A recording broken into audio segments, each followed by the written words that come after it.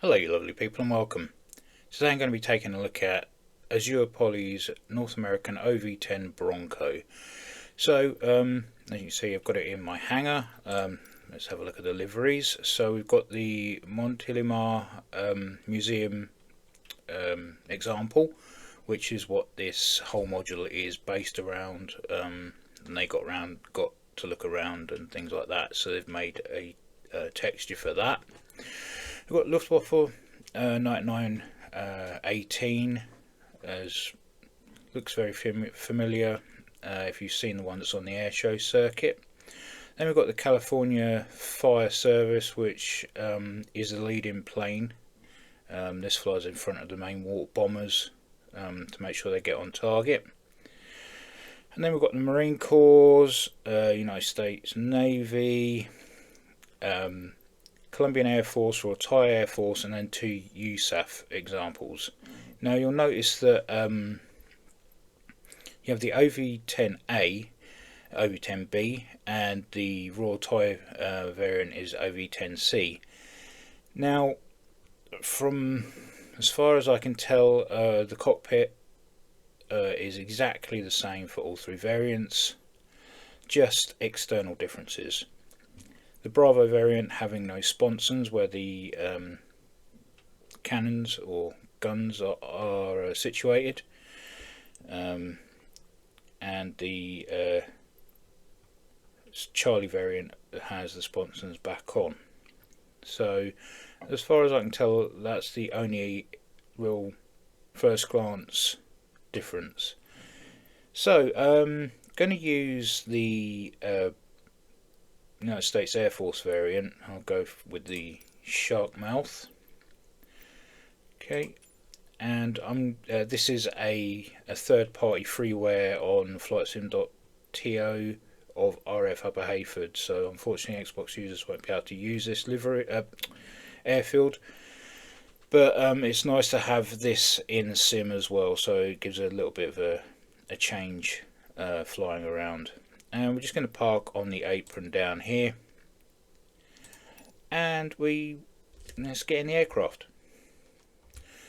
So have a look around the cockpit, and as you can see, it's fantastically modelled, and the textures are just absolutely top notch. You can really get the feel of a lot of wear and tear inside this aircraft. The Bronco being fairly basic in its functionality, really the dials and everything are just the essentials. There's nothing there that doesn't really need to be there, and as you can see, visibility is just absolutely brilliant. So let's just have a look around. So down here we've got external lights, landing lights, there's trims, yaw dampers, alternate flaps and trims and all that good stuff. You've got your flap lever, control or condition levers. Basically, you need to put the engines in certain conditions when flying or landing or taking off. You've got your throttles there, outside air temperature or free air, doesn't cost a thing. This will open the window. You've got power lever friction, and then you've got your starters, generators, battery here, gear lever, gear indicator with flap indicator there. Believe that's elevator trim. Then you've got radios and TACAN VOR selector for the CDI, and continuous ignitions here. Going across, we have rudder and aileron trim lights here, a clock, our accelerometer or G meter, backup artificial horizon, speed in knots, altimeter, our bearing compass with course needle, our artificial horizon. Under that we've got a few buttons for the TACAN power and things like that, turn slip indicator, VVI, CDI here, and then we've got our fire extinguisher handles there, engine torque gauges, RPM gauges, temperature gauges, and then over here fuel quantity, oil pressure, and then all your different fuel switches here, and here pitot, wipers, air conditioning, and your external light setup.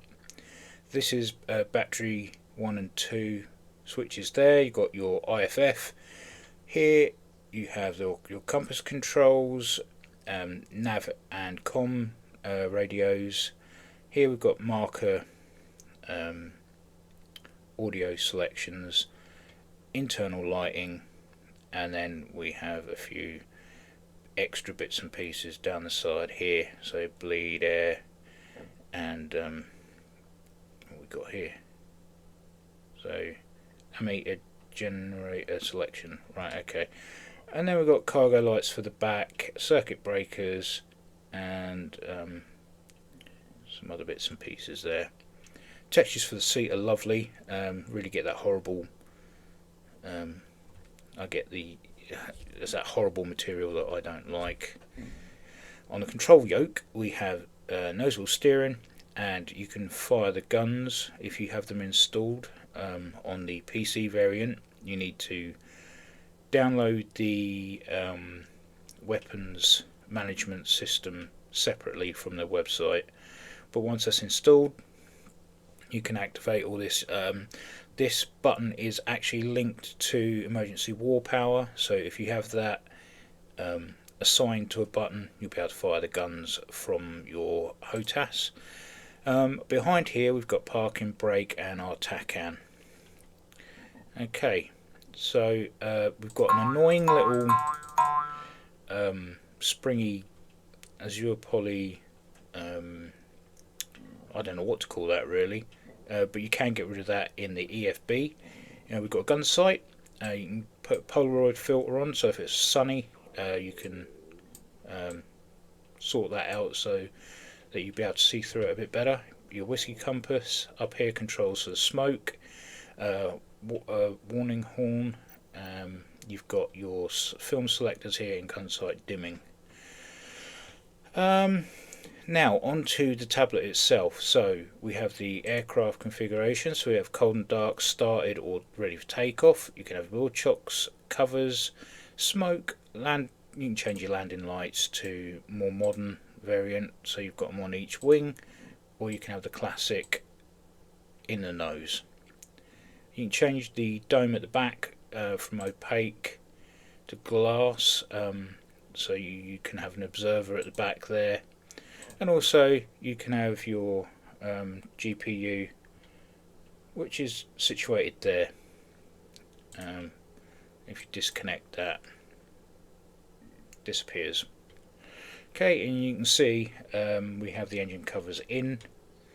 If we come down to the next selection, there's canopy configurations, and you can open the engine cowlings and also open the back. Change your tyre pressure depending on weight of what you're carrying. You can repair the canopy, although I've never been able to damage it. Bring the yoke back up so I can see what I'm doing. You can remove and add the co-pilot. You can remove the gun sight, which I like to do because I'm not really going after anything. You can get rid of the spring toy, and then depending on what you actually have, you can, if you have the GTN 650 or the PMS 50, you can use those in the aircraft as well, or you can use the just standard GNS 430, which obviously this is. Or you can be a man and do the nav manually using proper radio, nav radio. Next we've got fuel, so you can change your fuel loadouts in all the tanks here. You can carry externals. Weapons management, we'll come back to that in a minute. You get a map, your obligatory autopilot, it's just standard autopilot on, off, altitude on, vertical speed on, and heading on. You can change those from there. The real aircraft doesn't have autopilot as far as I'm aware, especially the alpha variant, but yeah, you do have that. Under that you've got some things that I don't really want to mess with, but if you're using custom controls and you want to set condition levers and power levers and set them up to a way of your liking, you can go in and do that from here and save the state so that when you come back into the aircraft it's like that every time you come in. You'll need to look into the manual for that. Like I say, I don't want to mess with it. I've got it as it is. I'm happy with how mine's set up, which is just default as I got in. But like I say, you can set from current position how you want it. And then you've got your information down here. So I've got the latest update, and then you've got the Azurpoly link to the website there. Now, before we get into the weapons, I am gonna jump into the back seat just to show you what that is like. Also, you can make the EFB disappear with this button here, and you change position, clicking there or clicking it again, sending it back up. So let's jump in the back seat, and the back seat is, well, very plain. I believe there may be changes coming in future updates. I'm not 100% sure on that, but I know for a fact that in the real Bronco there was a bit more to the back seat than what is shown here. Mainly observer or reconnaissance equipment possibly in the back here, but for the moment you have intercom. I'll come back to that in a minute because I've had a brain fart.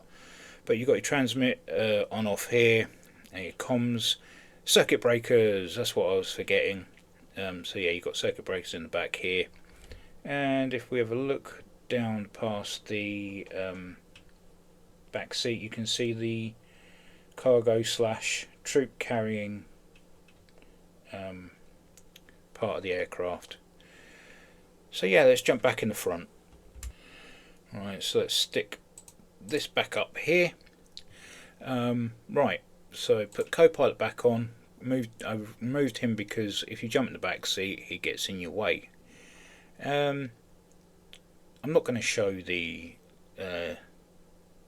navigation system because if you've used it once, you've used it a million times in other aircraft. So it's just the option of having it on the glare shield or not.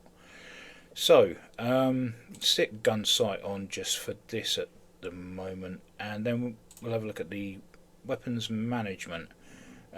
Just going to jump outside and we're going to do an external walk around before. As you can see, just like the internal, the external looks superb. I mean, Azurpoly really have been knocking it out of the park lately with their releases. C160, the Bronco, the Epsilon, the Magister, and I'm sure I'm forgetting one more. But yeah, their terms of work ethic and level of detail and workmanship in their modules is very high, and it's very constant.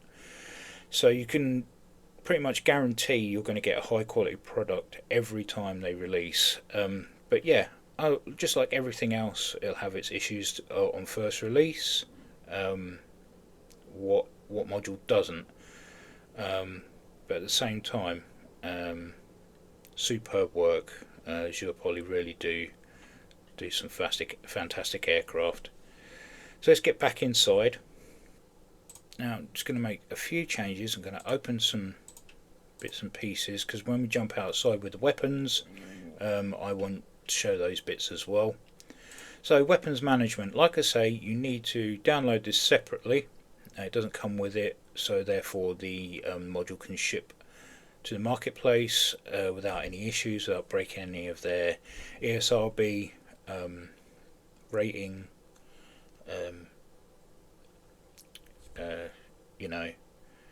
bits and pieces, so that they don't have any hassle. They can release straight away. So what you can do is you can add the M60Cs to the sponsons in here. You can add pylons. you can add AIM-9 deltas to both of those pylons. As you can see, the weight has been added. And then you've got the Lao 61, 68 rocket pods. Now they fire, I can't remember the type or the size of rocket for each one, but the Lao 68 and the 61 are just the containers only, but they do have rockets modelled inside. They don't fire at the moment, but that is a planned feature for future update, according to the manual anyway. So let's jump out. I've just completely loaded it up with everything so we can have a look around. As you can see, we've got the M60 Charlies in the sponsons either side. These are the ones that actually fire. And then you've got the Lao 68 61s with rockets. They're modelled in, again, like I said, they don't fire. And then you've got pylons with the AIM-9 deltas on here, so the aircraft has the ability to at least defend itself. We've got the engine covers, the cowling's open, showing a nicely detailed engine inside there. I can't remember what these run on. I really should have done that beforehand and done a bit more research, but just like everything else I do, once I push something into my head, it pushes something old out of it, so I can't win. Here we've got the back door open, so if it was carrying paratroopers, the door can be opened, the paratroopers can jump out. Whether the door could actually be closed again afterwards, or it actually flew without a door on the back, I believe, as well, in some configurations. But yeah, looks absolutely fantastic. It really does look mean. So yeah, let's get in, get started, and do some ground handling, get it in the air.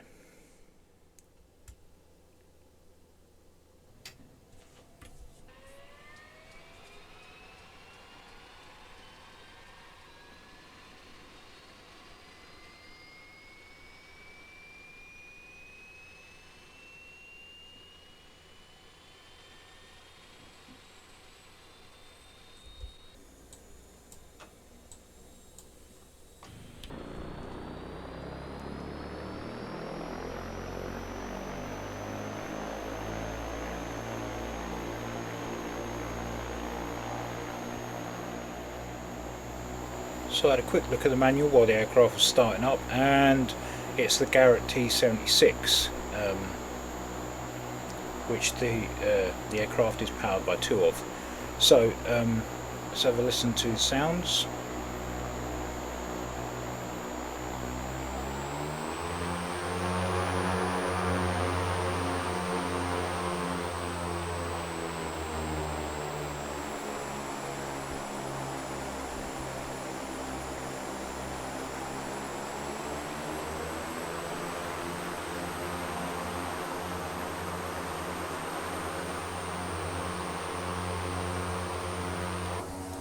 Sounds are fantastic, as you would expect with an Azurpoly module. Never skimp on that, which is great. We can take the wheel chocks off. Now we can taxi out. So let's get this ball rolling. Right, parking brakes off.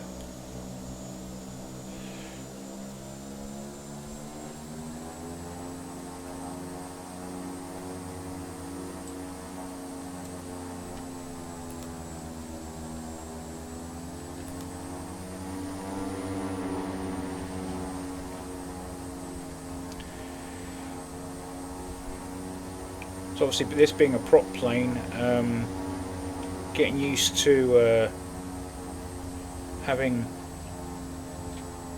a different mode of propulsion, because I'm used to flying jets most of the time.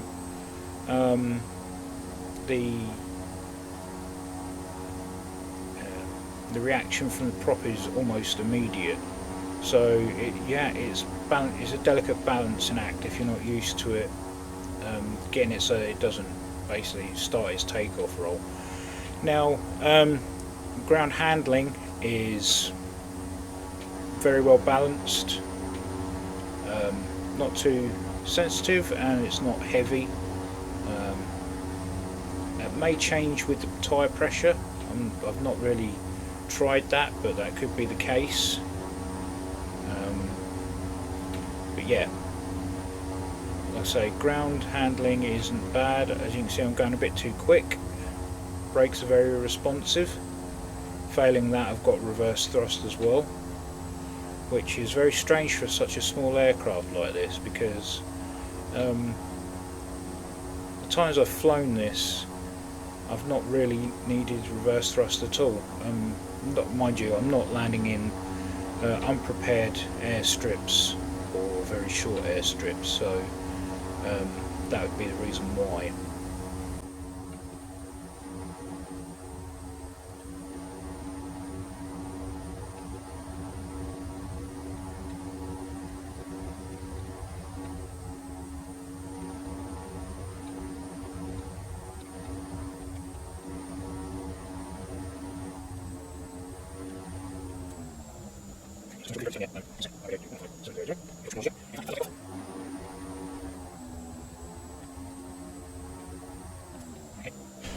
Right, so we're going to set the condition levers to take off.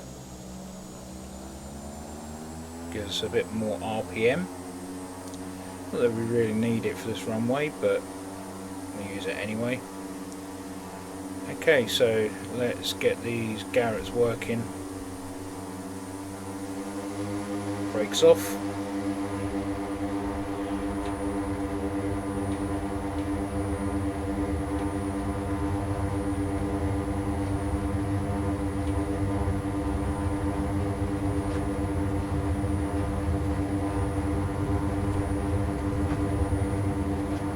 And gear up.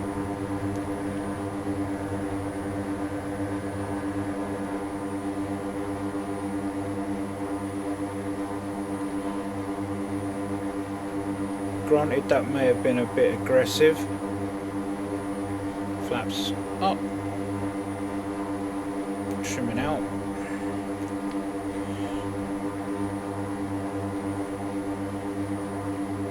Bring the condition levers back now for normal flight. Okay, so what is the authority like on the roll, pitch and yaw? Very responsive. You've got those big old straight wings with nice big control surfaces on, so you're going to get quite a nice reaction from that. And that big old elevator going across between the sponsons, and obviously you've got two sets of rudder to get it yawing as well, so there's plenty of control there. It's just making sure that you've got the speed to get it to do what you want it to do. It's not very aerobatic, but you can get it to do a few tricks if you so wish. Okay, you got roll. You may even be able to get a loop if you've got enough RPM coming out of the engines there.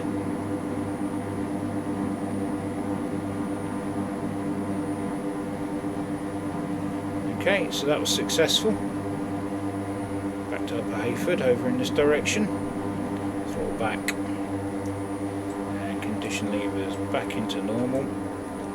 And we do have a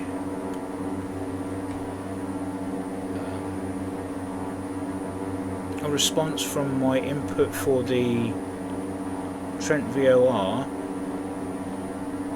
which you can go let you know it's going to or from, and tell you which direction you need to be going for. When the CDI is in the middle, you know you're heading in the right direction. If it stays in the middle, so if we just going to quickly head in that direction.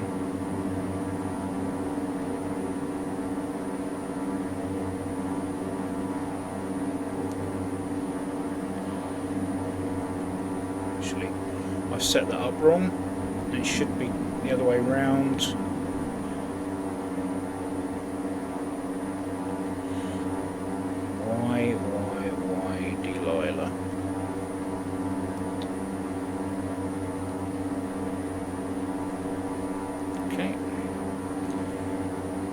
it's just a matter of getting your navigational awareness up to scratch, which mine obviously isn't.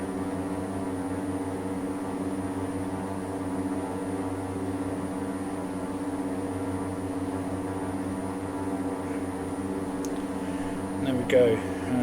We're sort of heading in the right direction now. Okay, so everything's lined up, and we are 65 nautical miles from Trent VOR, which I'm not going to, but I will change this to 111,500, which is the Upper Hayford ILS. So we will test that out shortly. Now let's do gun firing, because I know that's what quite a few of you will be interested in. Let's get the gun sight up. Okay, remember it's set up for water emergency power. I've got a 2-stage trigger on my flight stick. First stage is set for water emergency power. Second stage is for water rudder, which is what a lot of other modules use for gun firing. So let's give it a go. If we move around, you can see the bullets. Well, you can't actually see with the blind up. Let's get that down. Let's try it again. See, the bullets are actually flailing around. They're not just firing in a straight position, and they sound pretty good too. Let's try it from the outside.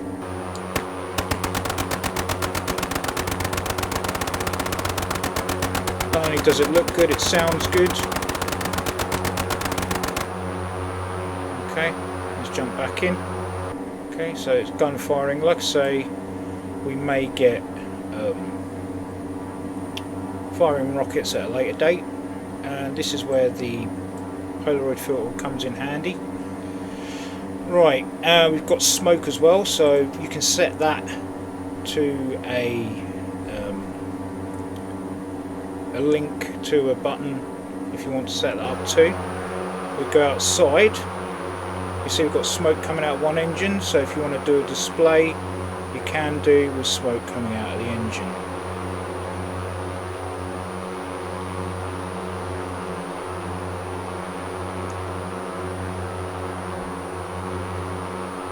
Go.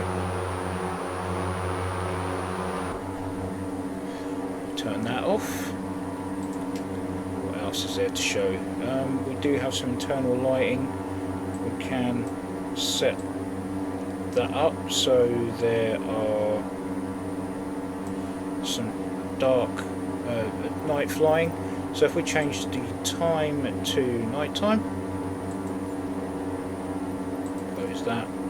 As you can see, we now have instrument lighting, and we also have sort of flood lighting for consoles and main instruments. Try that gun in the dark. Now you can see the traces even better. I think that looks fantastic. One of the better gun firing mechanics I've seen on Flight Sim so far, to be honest. Whether that's a Got Friends collaboration or what, I don't know. Turn off that compass light. We'll turn it on.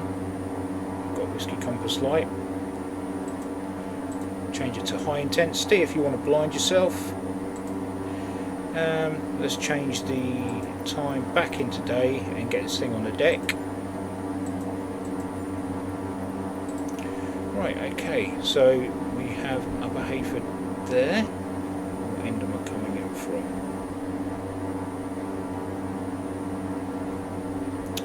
Maybe this end.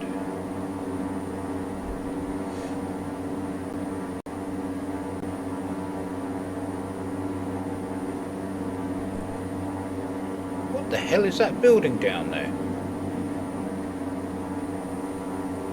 Chode anyone? What the hell? Right, the architect knew exactly what he was doing when they built that. I had to go and check Google Maps afterwards, and this thing is real. Wonders never cease. Sorry, a bit of a distraction from the video there. Right. Okay, so 11150, and we have that in the nav radio. Well, I don't seem to be actually getting anything from the... probably the wrong end then. So we'll try it down the other end.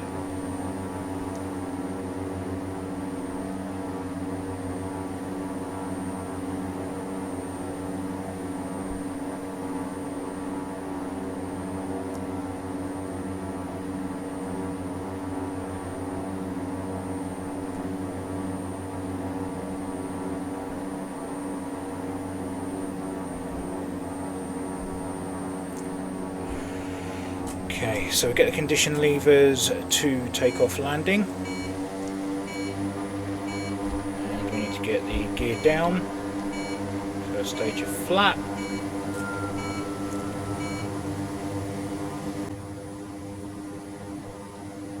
Going to get rid of the gun sight now.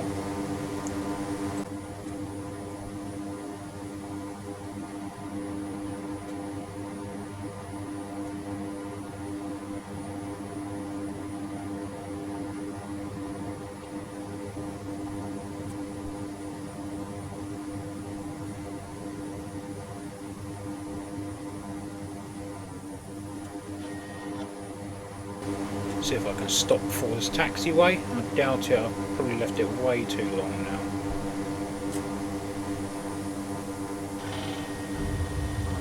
Okay, that was heavy.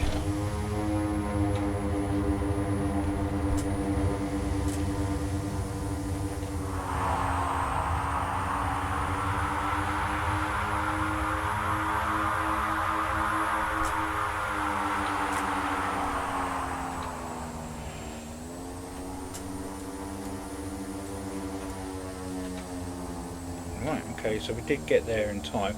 Bit of a heavy landing, but that was a really awful approach.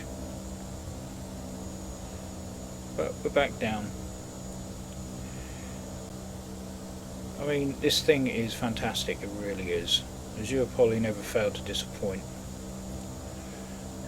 So, gonna end it here, let's get on to the summary.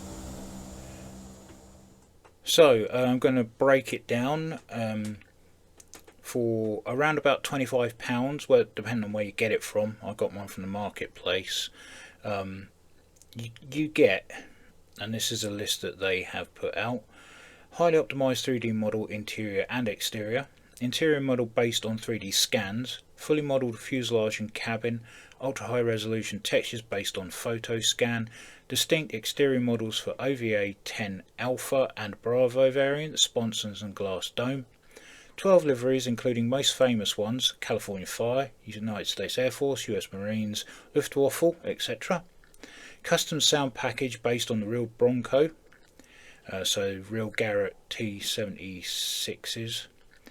The flight model developed with the help of a former OV-10 pilot. Fully animated cockpit, including all switches and buttons. Accurate representation of Garrett TPE-331 engines with custom condition lever, power lever implementation. Fully functional avionics based on custom code. Replicated fuel system with external tank implementation. Faithful electrical circuits with functional breakers. Sophisticated interior and exterior lighting. Operational gun sight with dimmable reticule. Several extra animations like movable mirrors, air vents, etc. Jettisonable external fuel tank. Working machine guns with firing effects. Various weapons can be displayed below fuselage and wings. Dynamic tyre deformation depending on pressure and aircraft weight. Animated covers and antennas depending on relative wind. Several visual effects including smoke system, dynamic vibration of loose objects, canopy, gauge needles, etc. Canopy can be jettisoned when opened at high speeds. The GNS 430 and GTN 650 units for GPS and navigation. Custom electronic flight bag to manage numerous aircraft settings. Autopilot implemented in EFB. Interactive checklists with co-pilot actions. Comprehensive flight manual available on their website, and also a downloadable paint kit from their website. And if you are on PC, just to mention again, you will need to download the weapons management from their website and incorporate it into your community folder so that you can access weapons and guns and so on and so forth. So again, I'm just going to go and say, as Azurpoly seem to be delivering every single time. There's not one aircraft that they have released that has been a disappointment. Everything about this aircraft is a joy to fly. It's very responsive.